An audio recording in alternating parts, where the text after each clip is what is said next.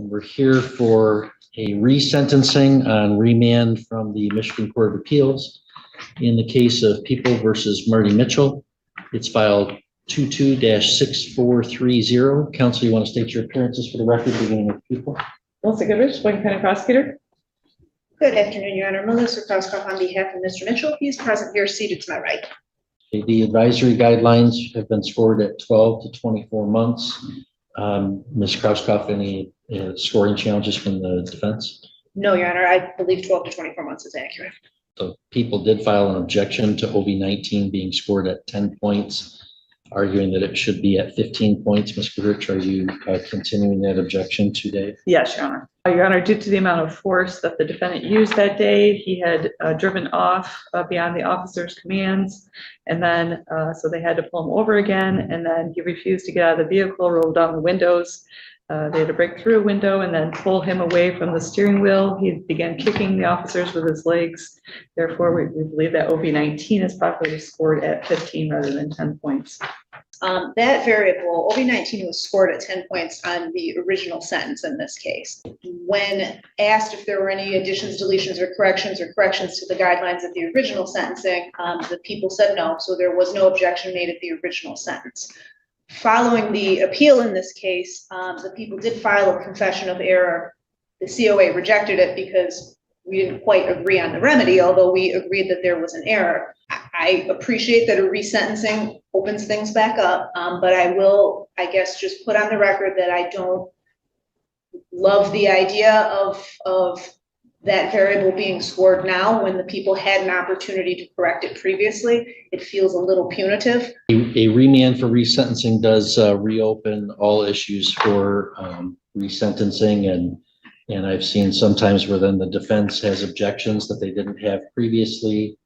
As long as, I guess, if it had been presented and argued in the Court of Appeals and there was an adjudication on the issue, it of course would be law of the case, and we wouldn't be able to reopen it even if they're, like, if they hold that something was improperly scored and they send it back for resentencing, we can't just, that scoring is locked in by the Court of Appeals decision.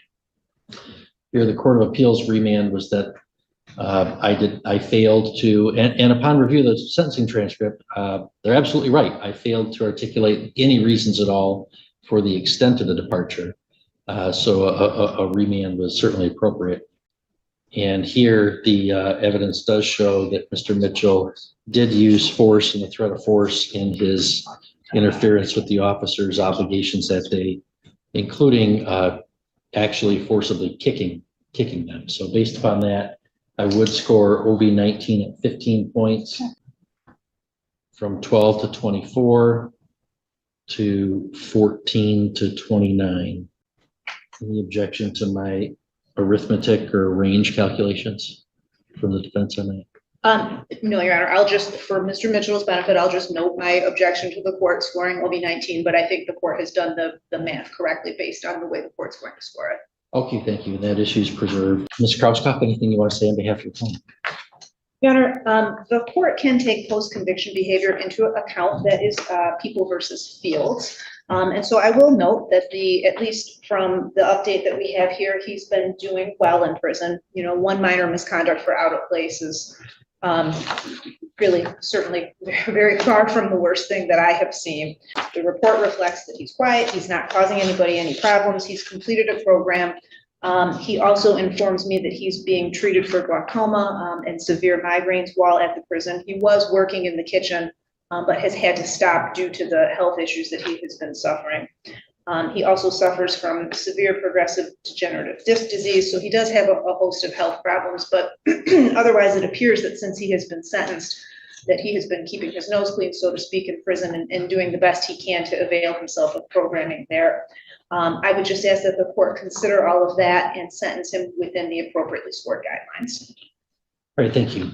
Mr. Mitchell, it is not required that you would make a statement here today, and if you elect not to, I don't hold that against you in any way. You also are allowed to make any statement you wish to me today. Is there anything you wish to say, sir? Respectfully, and I understand that there was a narrative, but there's also a police report. I got out of the vehicle on my own. There was no broken windows. Nobody broke my windows. I never kicked any officers in my truck. I got out, the dog grabbed a hold of my ankle, and it was noted in the medical report that there was 4 puncture marks on my ankle. I fell back. I grabbed a hold of the steering wheel to keep from falling, and the next thing I knew, 2 police officers had a hold of my legs. And I says, please hold on, stop. You're gonna hurt me. And they stopped. And they helped me they pulled me out of the truck. And I let go of the steering wheel and they pulled me out of the truck, and there was no fighting or nothing. I was not kicking these guys. I just fell back and I grabbed a hold of the steering wheel to keep from getting hurt. Nobody ever broke my windows. When they towed my truck, that the tow truck driver would know. There was no glass cleanup or anything like that, sir. And they walked away. And the only reason I called them officers to the truck, I just asked for their supervisor. I drove my truck 120 feet out of an intersection into a parking spot, which the police officer wrote in the statement.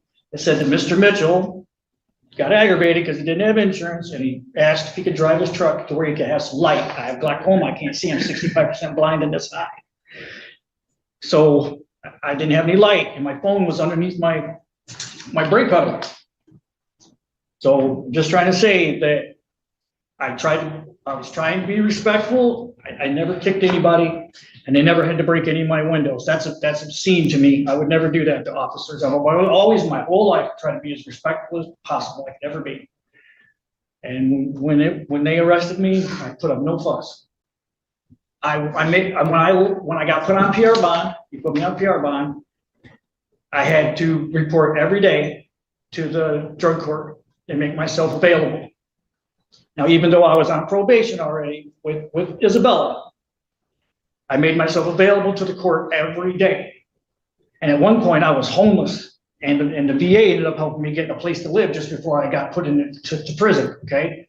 But I called the court every day and made myself available. No matter what, I would have went and got drug tested and anything else I needed to do.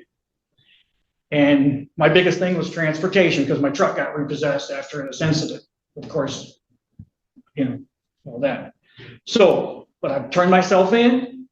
When I come back here to court, you said I had a problem with Isabella. I didn't report, and that was my violation, is not reporting. There wasn't any criminal activity or anything like that. No drugs, no alcohol or anything like that. It's just, it was a non-reporting issue, and it was because of transportation. I don't have any family, anything per se that was helping me. But I was able to get a ride up here, and I turned myself into you and being respectful to the court, and especially to you and everybody, because I didn't want to have any more extenuated problems than I'd already had in my life. I got divorced about 10 years ago, and my life went downhill ever since. And I've tried to keep my crap together, but it's been hard. I am a veteran of the Army. I do have some PTSD, and I've had some emotional and mental issues. And I've done my darndest to try to take care of things the best that I can, but I realize that I need help. And through the process of being in prison, I've gone through a really good program that's helped me that way. And I've got counseling for the PTSD. I've got counseling for being able to deal with others. And that's been my biggest problem, is expressing myself properly. And that's like before, when I was here in court, I tried to say something to you and I couldn't. I just started crying. Well, that's part of working on me. And that's what I've really been able to do since I've been here, or since this last year and a half. Now, when I was on bond, my 15-year-old daughter, I got two minor daughters, tried to kill herself. She lives in Fort Wayne, Indiana. My 13 and my 15-year-old daughters want to come live with their father because they've been being abused and they can't seem to get away from it. And they need their father. And I've been trying really hard to keep myself together and take care of my necessary problems. Anything that I've had to take care of, I've been trying to take care of as best I can. And I couldn't take custody of them while I was out on bond because I knew I had to come here and take care of this with this court. And I wasn't going to put my daughters through that more instability. So since I got put in prison, I've had no contact with them. My mother has, but they need their father. And I understand that I need to pay a debt to the state of Michigan for my actions. And that's why I'm trying to reiterate to you, I wasn't kicking anybody, and they didn't bust my windows. And I'm sorry for having to drive my truck out of a busy intersection. And I went up 200 feet and parked it. I didn't run off. I went right where I told the young lady I was gonna take my pickup truck to. But to make a long story short, I'm asking for community supervision. I will do everything you need me to do. I can take a drug test today. And you know as well as I do, that drugs are available, and the people that do drugs, you can get drugs when you're in prison. Don't do that crap. Okay?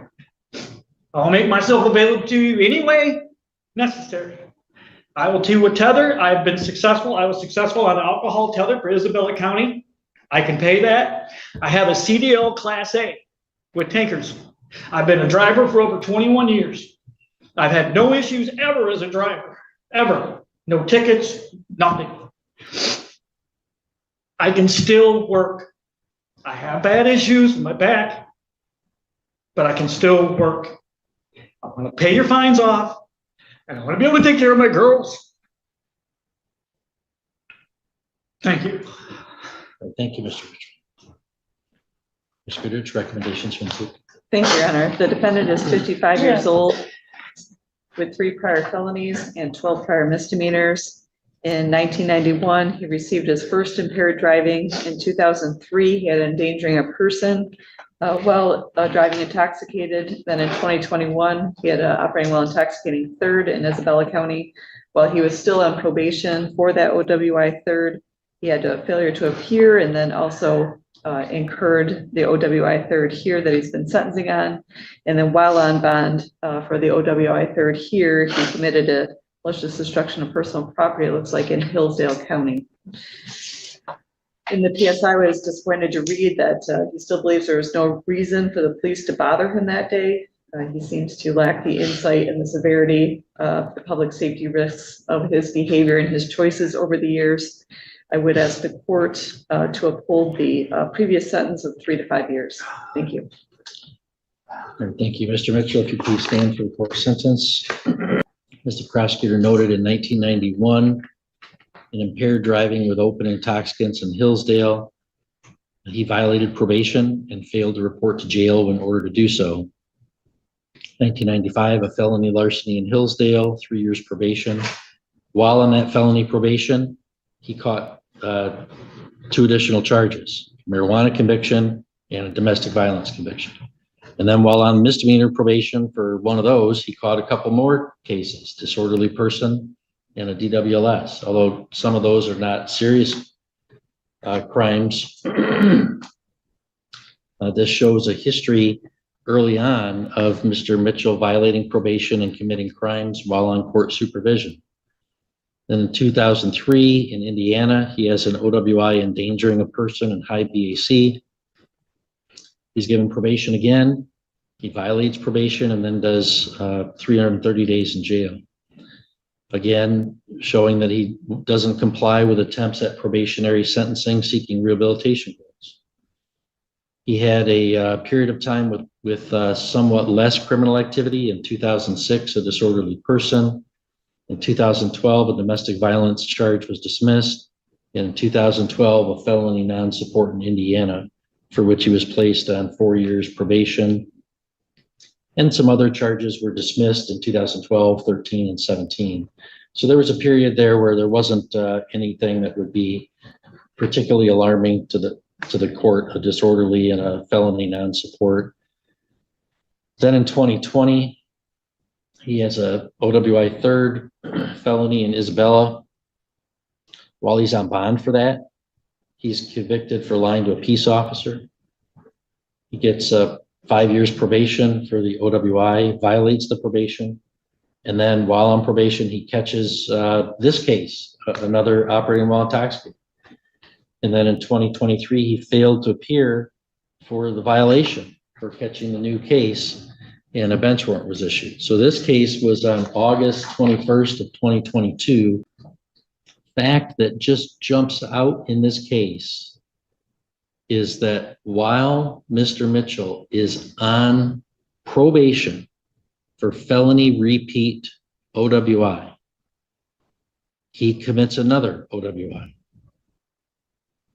And he drove off from that traffic stop and actively and physically resisted police officers. His version of what happened that day does not appear to be consistent with the documented events of that day. His plea resulted in a significant benefit to him. Several R&O charges, which could have resulted in discretionary consecutive sentencing, were dismissed. A habitual fourth notice was dismissed. As noted by the Court of Appeals, the guidelines could have been as high as 58 months with consecutive sentencing possible if he was convicted on the charges. And the max would be set by the court. Statutory max for a HAB 4 for that would have been up to life. And then while on bond in this case, which is drunk driving while on probation for drunk driving, while he's on bond for this case, he caught a new charge for a misdemeanor malicious destruction of property in Hillsdale County.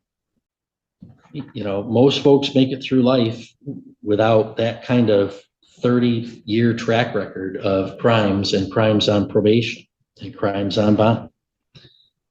And that history supports the conclusion in the PSIR, quote, in reviewing the defendant's overall history, it is found that on multiple occasions he has been convicted of new criminal acts while under supervision and has a history of non-compliance while on supervision. So what's the defendant's response to that state of affairs? Really just to blame everybody else. He says even today that the criminal justice system, in the PSI, he says the criminal justice system has mistreated him. The police had no reason to bother him on the day of the traffic stop. He even goes so far as to say he doesn't have a substance abuse problem. Well, you're convicted 4 times of drunk driving. I don't know why you don't think that amounts to a substance abuse problem. So it shows that he still, as the PSIR indicated, quote, this defendant clearly does not take responsibility for his own actions and behavior and has no respect for the criminal justice system. His behavior in prison does not appear to be problematic. That's a mitigating factor. There's only one misconduct, which really doesn't seem like a major issue. But his recent statements during the PSI process, and frankly, even his statements today, were all, you know, it's understandable that somebody in his situation would try to plead and bargain with the court for something lesser. But other than disputing the facts of the case, that's all he did. Dispute what happened and plead for leniency or some different treatment. Nothing in there other than saying he's got to pay a debt. Nothing in there about what he did that was wrong and remorse for it or acknowledgement that maybe part of the problem. I mean, if in several different counties and states and courts, you get all these convictions, maybe the common denominator, Mr. Mitchell, is not the criminal justice system. Maybe the common denominator is you and your behavior and how you respond in society, how you use substances and drive when you're using substances. So I think all of this shows that Mr. Mitchell still has not internalized any corrective attitudes that would show progress toward any rehabilitation or reduction of risk at reoffending. The advisory guidelines are scored at 14 to 29 months.